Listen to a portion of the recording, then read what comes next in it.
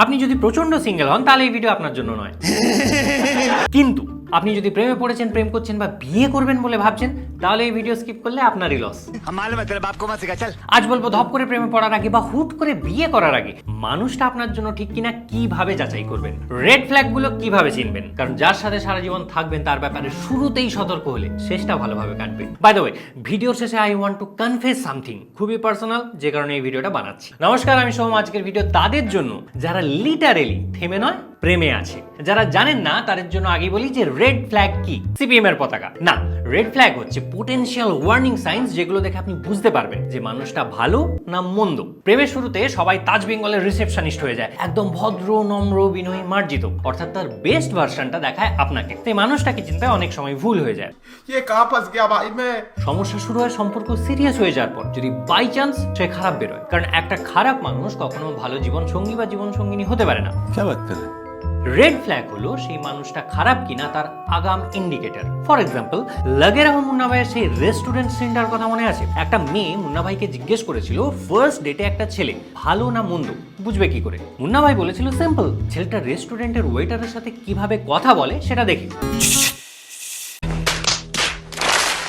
কিন্তু এটা একটু ফিল্মি, আমি যেগুলো বলবো সেগুলো রিল নয়, রিয়েল লাইফ থেকে নেওয়া। প্রথমেই বলে রাখি, ছেলে এবং মেয়েদের ক্ষেত্রে অধিকাংশ রেড ফ্ল্যাগ কমন থাকলেও কিছু ক্ষেত্রে আলাদা। সেই গুরুত্বপূর্ণ যে এক্সেপশন গুলো সেগুলো শেষে বলবো, আগে বলবো যেগুলো কমন। অতএব স্নেহের ভাই বোন, দাদারা, দিদিরা, খাতা পেন নিয়ে বসে যান, নিজেকে প্রশ্ন করুন আপনার পছন্দের মানুষের মধ্যেও কি এগুলো খুঁজে পান? যদি পান এক্ষুনি ছুটে পালান। Point number 1, lack of respect. একটা সম্পর্কের বুনিয়াদ হচ্ছে মিউচুয়াল রেসপেক্ট। আপনাকে বা আপনার পরিবারকে বা আপনার কাজকে যদি আপনার পার্টনার সম্মান না করে, আপনি এখন যতই মানিয়ে নিন পরে সমস্যা আসতে বাধ্য। জীবন মানে বাংলা সিরিয়াল নয়, আর আপনি তাতে মানিয়ে নেওয়া নায়ক বা নায়িকা নন। বাস্তব জীবনে আপনাকে আপনার পরিবারকে বা কাজকে যে হেয় করে তার সাথে বেশি দিন সুস্থ সম্পর্কে থাকা যায় না। দ্বিতীয় রেড ফ্ল্যাগ, কন্ট্রোলিং বা ওভার পজেসিভ বিহেভিয়ার। দেখুন, ভালোবাসার মানুষের উপর পজিটিভনেস অবশ্যই থাকবে, কিন্তু সেটা যদি এই পর্যায়ে যায় যেখানে আপনি কার সাথে মিশবেন, কতটা কথা বলবেন, কি পোস্ট করবেন, কোন ড্রেস পরবেন, কতটা ড্রেস পরবেন, এগুলো কেউ ডিকটেট করে দেয়, তাহলে সেটা ডেফিনেটলি রেড ফ্ল্যাগ। সারাদিন প্রতি মুহূর্তে কোথায় আছেন, কি করছেন, কার সাথে মেসেঞ্জারে কি কথা বলছেন, এইসব ট্র্যাক করাটা প্রেম নয়। এটা প্রেম হলে চীনের সরকারও চাইনিজ জনগণের সাথে প্রচন্ড প্রেম করে। Third red flag, aggression. এর আগে যেগুলো বলেছি বা এর পরে যেগুলো বলবো তার মধ্যে সব থেকে ডেঞ্জারাস রেড ফ্ল্যাগ হচ্ছে ভার্বাল বা ফিজিক্যাল অ্যাগ্রেশন। অন্য রেড ফ্ল্যাগগুলো যদিও ইগনোর করেন, ডোন্ট ইগনোর দিস ওয়ান, কারণ এরপরে এই অ্যাগ্রেশনই অ্যাবিউজ হয়ে আপনার জীবনে নেমে আসবে। ইনফ্যাক্ট সেটা লাইফ থ্রেটনিংও হতে পারে। আপনার পার্টনার যদি বিয়ের আগেই অল্প কোনো ডিসএগ্রিমেন্ট বা কথা কাটাকাটি হলেই আউটবার্স্ট শুরু করে, গালাগালি শুরু করে বা গায়ে হাত তোলে, তাহলে বিয়ের পর ডেফিনেটলি সেই পরম্পরাই চলবে। অনেককেই বলতে শুনেছি, ও মানুষ হিসেবে খুবই ভালো, কিন্তু একটুতেই না রেগে যায়, ভুলভাল বলে, জিনিসপত্র ভাঙাভাঙি করে, কিন্তু সেসব বাদ দিলে ওর মতো ভালো মানুষ হয় না। তাদের এটুকুই বলতে চাই, যে মানুষ নিজের ইমোশন মিনিমাম কন্ট্রোল করতে পারে না, সে আপনার ইমোশনও কোনোদিন বুঝবে না। হিট অফ দ্য মোমেন্টে সে অনেক কিছুই করতে পারে। সাবধানে থাকুন, সতর্ক থাকুন, সুরক্ষিত रहें, সতর্ক रहें। জয়। এই পর্যন্ত শুনে যদি এরকম কোনো মানুষের সাথে রিলেট করতে পারেন, তাহলে লেট না করে লাইক করে দিন, যাতে অ্যালগরিদম এই ভিডিওকে আরো বেশি মানুষের কাছে পৌঁছে দিতে পারে, তাদেরকেও সতর্ক করতে পারে। कोई तरीका है भीख मांगने का? Back to business. Fourth red flag, trust issues. Relationship যদি একটা বাড়ি হয়, ভালোবাসা, সম্মান এবং বিশ্বাস তার ইট, বালি, সিমেন্ট। क्या बात, ये बात है। কিন্তু আপনার পার্টনার যদি আপনাকে প্রচন্ড ভালোবাসে অথচ একটু বিশ্বাস না করতে পারে, তাহলে সেই সম্পর্কের ভিত নড়বড়ে হতে বাধ্য। আমি কিন্তু কাপলদের মধ্যে লেগ পুলিং এর কথা বলছি না। সত্যি করে বল, তুই মেয়েটাকে দেখছিলি না? সত্যি করে বল, তুই ছেলেটাকে স্টক করছিলি? I am not talking about that. আমি বলছি সিরিয়াস ট্রাস্ট ইস্যুজ নিয়ে, যেখানে আপনার পার্টনার আপনাকে সারাক্ষণ সন্দেহ করে। দেখা হলেই আপনার সাথে কথা বলার আগে আপনি ফোনে কার সাথে কথা বলেছেন সেটা চেক করে, এক আধবার নয়, অলমোস্ট রেগুলার বেসিসে চেক করে, তাহলে কিন্তু that's a big red flag. দেখুন, ভালোবাসলে পজিটিভনেস থেকে সন্দেহ আসে, এবং সেটা আসা উচিত, কারণ কাউকে অন্ধবিশ্বাস করাটাও কিন্তু খারাপ, সেটা পার্টনার হোক বা আপনার ফেভারিট পলিটিশিয়ান। তাই টুকটাক সন্দেহ, চেকিং এগুলো ঠিক আছে, কিন্তু খুব ফ্রিকোয়েন্ট হয়ে গেলে মুশকিল। ধরুন আপনি একটা লং ড্রাইভে বেরিয়েছেন, রাস্তায় প্রতি 50-60 কিলোমিটার ছাড়া ছাড়া চেকিং হচ্ছে, ঠিক আছে, কোনো সমস্যা নেই। কিন্তু ভাবুন যদি প্রত্যেক 1 কিলোমিটার ছাড়া ছাড়া চেকিং হয়, জার্নি এনজয় করতে পারবেন? সম্পর্ক সেরকম একটা লম্বা জার্নি, তাতে কিছু চেক পয়েন্টস থাকা ভালো, কিন্তু সেটা ক্রনিক ট্রাস্ট ইস্যু হয়ে গেলে মুশকিল। তবে এটাও বলতে চাই, আপনি যদি বিশ্বাস ভাঙার মতো কাজ আগে বারবার করে থাকেন তাহলে সেটা আলাদা ব্যাপার। সেক্ষেত্রে আপনার পার্টনারের ট্রাস্ট ইস্যুজের জন্য আপনি রেসপন্সিবল। সম্পর্কের শুরু থেকেই দুজনের তরফে লয়্যালটি থাকাটা মোস্ট ইম্পর্টেন্ট, কারণ লয়্যালটি ছাড়া সেটা রিলেশনশিপ হয় না, ঠিক যেমন মুড়ি ছাড়া মশলা মুড়ি হয় না। যাই হোক, fifth red flag, lack of accountability. মানে যতই ভুল করি বলিব না সরি। পলিটিশিয়ান হলে আলাদা ব্যাপার, this may work for you, কিন্তু রিলেশনশিপে নইব চ। আপনার পার্টনার যদি ভুল হলে ভুল স্বীকার করতে না জানে তাহলে সারা জীবনে যে কোনো রিলেশনশিপ ইস্যুর জন্য সে আপনাকেই দায়ী করবে। পলিটিক্যাল পার্টিরাও সেম জিনিস করে, যে কোনো ক্রাইসিসে নিজেদের দোষ দেখতে পায় না, দায়ী সবসময় অপোনেন্ট পার্টি। সেজন্য দেশের বা রাজ্যের অবস্থা কি হচ্ছে দেখতেই পাচ্ছেন। আপনার রিলেশনশিপের অবস্থা সেরকমই হোক, আপনি কি চান? তাই ভুল করলে সরি বলাটা জরুরি, মাঝে মাঝে ভুল না করলেও। যাই হোক, এগুলো গেল কমন রেড ফ্ল্যাগস যেগুলো জেন্ডার স্পেসিফিক নয়। এবার বলবো জেন্ডার স্পেসিফিক গুলো, যেগুলো খুব ইম্পর্টেন্ট, সো ডোন্ট মিস। প্রথমেই ছেলেদের রেড ফ্ল্যাগ গুলো বলছি, অর্থাৎ মেয়েদের যে ইন্ডিকেশন গুলো দেখে ছেলেদের ব্যাপারে সতর্ক হওয়া উচিত। Number 1, patriarchal mentality. সালটা 2025, ছেলে হোক বা মেয়ে, সবাই ফিনান্সিয়ালি ইন্ডিপেন্ডেন্ট হতে চায়। 5 lakhs per month? সরি, এদের বাদ দিয়ে, এরা এখনো মুঘল আমলেই পড়ে আছে। কারণ নাও ইট ডাজন্ট ম্যাটার হাজব্যান্ড প্রচুর রোজগার করে বা কম রোজগার করে, মেয়েদেরও ফিনান্সিয়ালি ইন্ডিপেন্ডেন্ট হওয়াটা উচিত। শুধু নিজের জন্য নয়, নিজের পরিবারের জন্য নয়, নিজের বাবা মায়ের জন্যও। কিন্তু এই কনসেপ্ট বহু ছেলের মাথায় বা বহু ছেলের পরিবারের লোকের মাথায় এখনো ঢোকেনি। রেজাল্ট কি, সেটার পারফেক্ট এক্সাম্পল মিসেস সিনেমাটা। এই সিনেমাটায় কিছু ফ্লজ আছে অবশ্যই, আদার সাইড অফ দ্য স্টোরিও দেখানো উচিত ছিল, কিন্তু তার মানে এই নয় যে সিনেমাটায় কিছু বাড়াবাড়ি বা ভুল দেখানো হয়েছে। রাদার রিয়েল লাইফে এর থেকে অনেক বেশি বাড়াবাড়ি হয় অনেক ফ্যামিলিতে। নিঃসন্দেহে ভালো সিনেমা, দেখে না থাকলে অবশ্যই দেখে ফেলুন, তাহলেই বুঝতে পারবেন প্যাট্রিয়ার্কাল মেন্টালিটি কেন বড় রেড ফ্ল্যাগ। তাই শুধু ছেলে নয়, ছেলের পরিবারও এই রোগে রোগাক্রান্ত কিনা সেটা আগেই জেনে নেওয়া উচিত, যদি সত্যি বিয়ের পরে জেন্ডার ইকুয়ালিটি চান। কিন্তু বরের 1 লাখ, 2 লাখ, 5 লাখে খুশি থাকলে চাপ নেবেন না, এই প্যাট্রিয়ার্কি আপনার কাছে গ্রিন ফ্ল্যাগও হতে পারে। बात तो सही है। যাই হোক, এছাড়াও ছেলেদের অনেক রেড ফ্ল্যাগ আছে, যেমন controlling behaviour, disregard for boundaries, physical dominance ইত্যাদি ইত্যাদি ইত্যাদি। কিন্তু এগুলো সবই প্যাট্রিয়ার্কাল মেন্টালিটিরই বাই প্রোডাক্ট। তাই আর গভীরে যাচ্ছি না, চলে যাচ্ছি মোস্ট ইন্টারেস্টিং পার্টি। এবার কথা হবে মেয়েদের রেড ফ্ল্যাগ গুলো নিয়ে, অর্থাৎ যে ব্যাপারে ছেলেদের সতর্ক হওয়া উচিত। थैंक्स।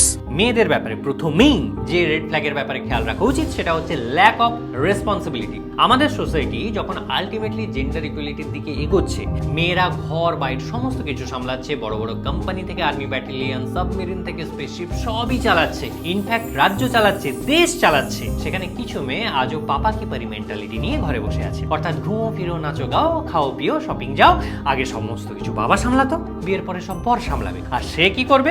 শুধু এনজয়। আর বাই চান্স ডিমান্ড পূরণ না হলে শ্বশুর বাড়ির এগেনস্টে ফেক কেস ফাইল করো, হাফ সম্পত্তি রেডি আছে। অনেকে এটাকে প্রোগ্রেসিভ ভাবেন, কিন্তু নিজের জীবনের সমস্ত দায়িত্ব অন্য কারোর ওপর চাপিয়ে দেওয়াটা প্রোগ্রেসিভ নয়, রিগ্রেসিভ।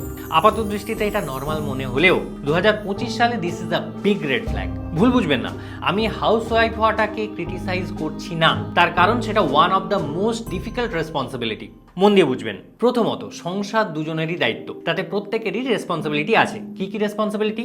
ফিনান্সিয়াল রেসপন্সিবিলিটি আছে, হাউসহোল্ড রেসপন্সিবিলিটি আছে, পেরেন্টিং আছে, ইমোশনাল সাপোর্ট আছে, সোশ্যাল এবং এক্সটেন্ডেড ফ্যামিলি রেসপন্সিবিলিটিস আছে।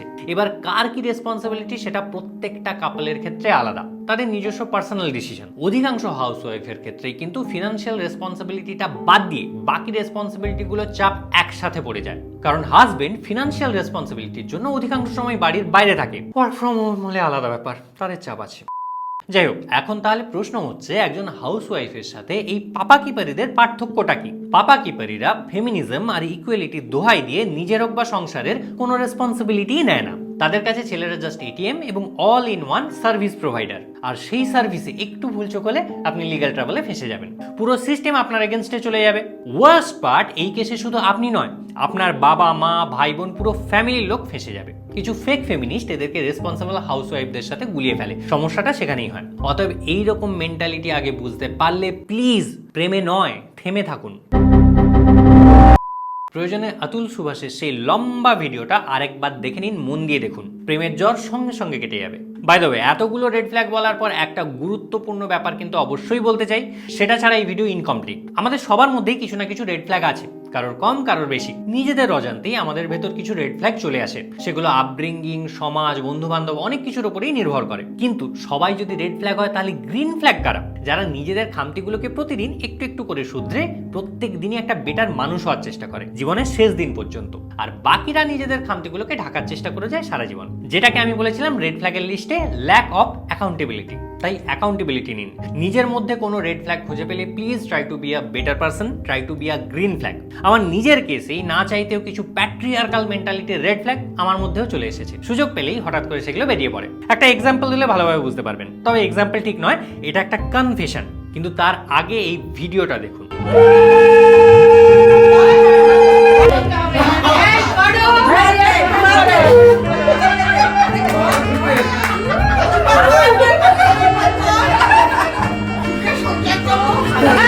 5 বছর আগের আমার বিয়ের ভিডিও। বুঝতে পারছেন কোন জায়গায় ভুলটা করেছি?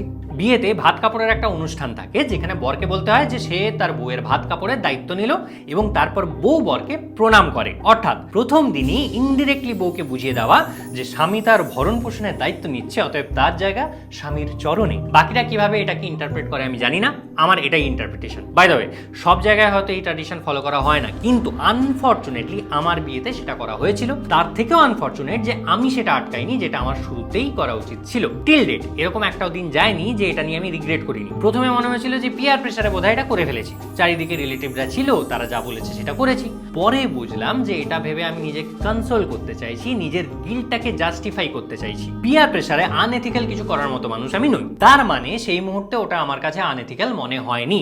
প্রবাবলি কয়েক মুহূর্তের জন্য I enjoyed that power dynamics. এবার সেটা প্যাট্রিয়ার্কাল সোসাইটি বা আপব্রিঙ্গিং যেটার জন্যই হয়ে থাকুক না কেন, ওই কয়েক মুহূর্তের জন্য আমি ভুলে গেছিলাম যে আমরা দুজনেই ইকুয়াল এবং কোনো ট্র্যাডিশনই সেটা ব্রেক করতে পারে না। এখন বিয়ে হলে হয়তো এই ভুলটা হতো না, হয় প্রথমেই আটকে দিতাম বা ঘুরেই আমি প্রণাম করে নিতাম। এখন রিলসে সেই ট্রেন্ড চলে এসেছে, কিন্তু আমার সময় আমি যেটা করিনি। I can't change my past. তাই ঠিক করেছিলাম 5 বছরের বিবাহ বার্ষিকীতে সবাইকে ইনভাইট করবো যারা ভাত কাপড়ের দিন ছিল, এবং সবার সামনে বউকে সাষ্টাঙ্গের প্রণাম করব, ভুলের প্রায়শ্চিত্ত করব। কিন্তু কপাল বলেও একটা ব্যাপার আছে, বিবাহ বার্ষিকীর সময় এমন একটা হেলথ ইস্যুস হলো যে দুজনেই ব্যস্ত ছিলাম, কোনো ইভেন্টই অর্গানাইজ করতে পারিনি। সেই জন্যই এই কনফেশন। এবার শুধু পরিবারের লোক নয়, সবাই জানবে। এটা আমার কাছে একটা জেন্টাল রিমাইন্ডার হয়ে থাকবে যে আমার মধ্যে অনেক ফ্লজ আছে। ভুল হলে সেটা স্বীকার করে I have to rectify myself. দুঃখ শুধু একটাই যে এমন একটা ভুল করেছি আমি চাইলেও সেটা আর কোনোদিনও শুধরাতে পারবো না, আনলেস আরেকটা বিয়ে করি।